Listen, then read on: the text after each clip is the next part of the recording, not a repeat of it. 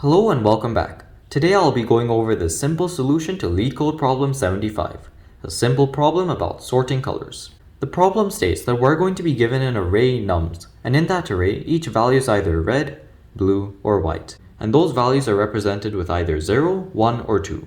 Our goal here is to take an array of these numbers, and we have to sort the array directly in such a way that the same numbers are next to each other. This means that the zeros should be together, then the ones, and then the twos. And to do this, we can just sort the array from lowest to highest. This seems like such a simple sorting task, but we're told in the notes that we can't use the sort function. So we can't just finish this in one line by doing arrays.sort and then the array. But let's look at what we do know. We're told that we're going to be dealing with three different numbers, 0, 1, and 2.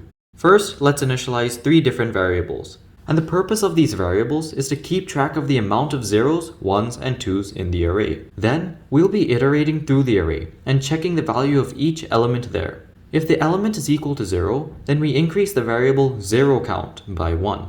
If the element is equal to 1, then we increase the variable 1count by 1. And if the element isn't equal to any of them, then we know it has to be equal to 2. So we just increase 2count by 1. Now, we have three different variables, each storing the amount of times the corresponding number is stored in the array. And now we're going to be using the arrays.fill function to help us solve the problem. The way this function works is that it takes four different parameters. The first one is your array, the second one is the index you want to start from, the third is the ending index, and the fourth one is the value that you want to fill the array with. The idea I want to implement here is filling the first x elements with 0, with x being the amount of zeros that there are. Then, I want to fill the next y elements with 1, in which y is the amount of ones in the array. Then I just want to fill the rest of the array with 2. So let's get to implementing this. First, we fill the array starting at index 0, and we end at the value of 0count.